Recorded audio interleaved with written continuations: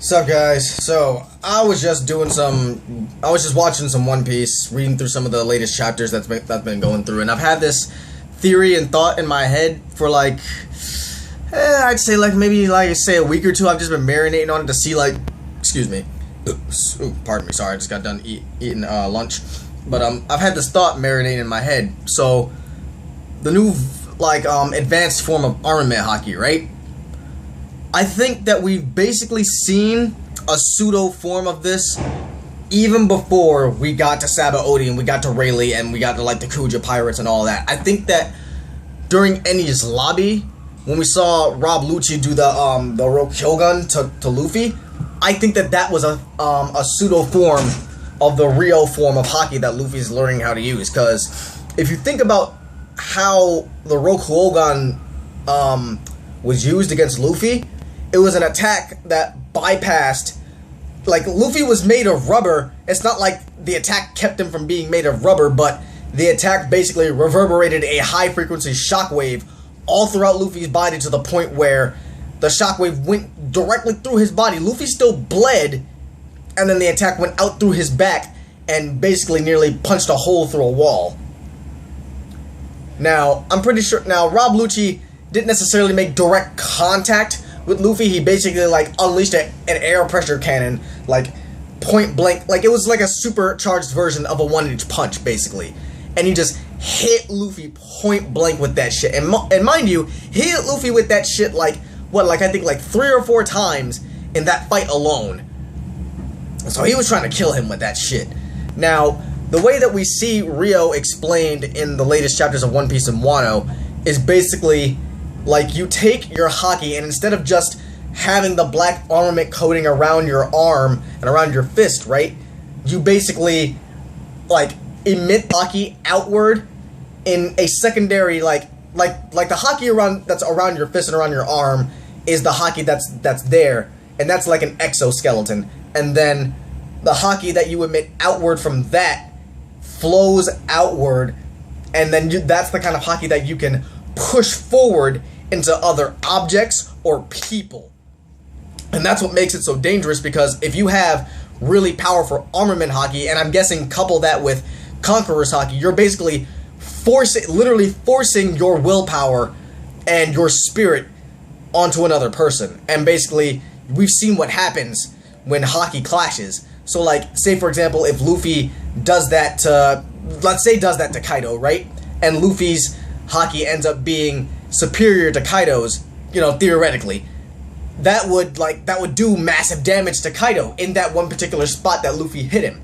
So then let's say, for example, he tests this out on, let's say, one of the calamities, let's say he tests this out on Jack or Queen or someone like that, right?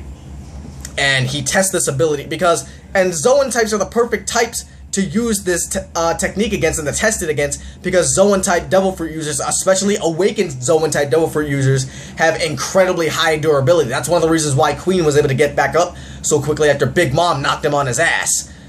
And especially considering the fact that he's an ancient Zoan type.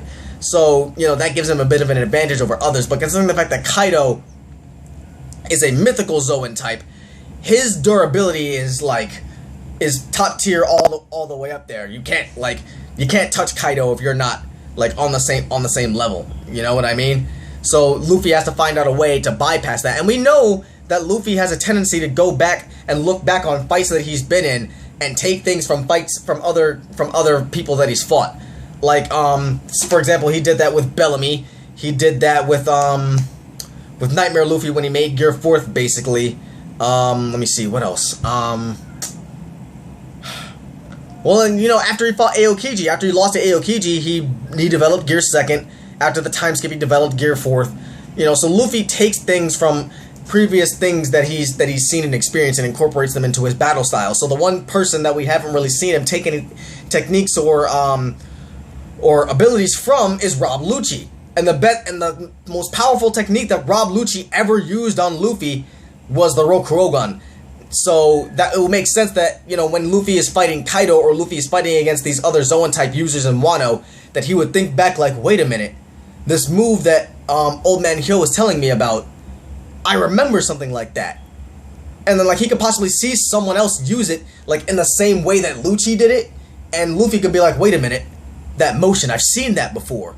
And then he can remember back to Lucci, and he could be like, oh, I get it. And then Luffy could just think about that over time, you know, test it out on a couple of people, and then once he finally gets it, I imagine that over time he'll incorporate that into one of his gears, and then, you know, that'll be Luffy's new way of fighting in the new world, where he can basically, you know, not just attack, and then that way, Luffy won't have to rely so much on his outward Haki to attack people. He'll be able to, you know, inject Haki into other people and attack them that way. That way he'll be able to stay in, let's say, for example, Gear 4th longer.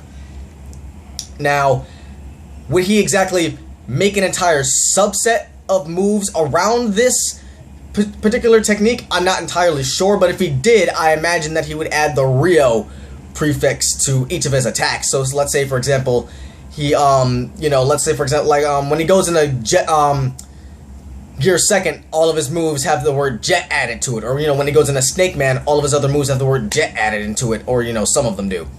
So, let's say for this, for example, this might be his way of attacking, let's say if he does Gear 5th or something like that. And he might do something like Gomu Gomu no Ryou Pistol. And that would be basically his version of throwing a normal pistol, but it would have the force of a Kong gun, basically. That way, he wouldn't have to go into Gear 4th in order to unleash really powerful punches, you know what I mean? So I think that would be a really useful way for Luffy to get around having to go into Gear 4th to fight certain enemies. That way he can conserve energy, you know, pile in the damage, you know, let the damage stack up and let the weak points build up over time, and then he can go into Gear 4th and then just unleash a volley of super powerful attacks and just finish off the opponent that way. Because I really don't see any other real way that he's going to be able to defeat Kaido. Now, it's really a bit early to get into, like, what are the advanced versions of King's Haki is going to be, but given that King's Haki is basically literally you imposing your will on other people, I imagine that's going to come up at some point. Maybe in Wano, maybe not, but we'll have to wait and see. But that's about all I've got for this video. I really wanted to keep this one short. There really wasn't that much that I wanted to talk about on this one. If any more information comes out about this topic, I'm going to make another video about it. You know, I'll update this one or something like that. Let me know what other theories you guys want to see. You know, if you want me to do more videos on Wano, I'm gonna watch the episode tonight that comes out for One Piece. And if I feel like doing a review or whatever, I'll do it. But like I said, for One Piece, I'm gonna probably do my review structure a little bit differently than most people. I'm still trying to figure out how you know, my OBS studios and everything works, so I can properly edit videos and whatnot, so I can stop using my phone to record and everything, so I can have better audio. I'm trying to save up some money so I can get an external microphone.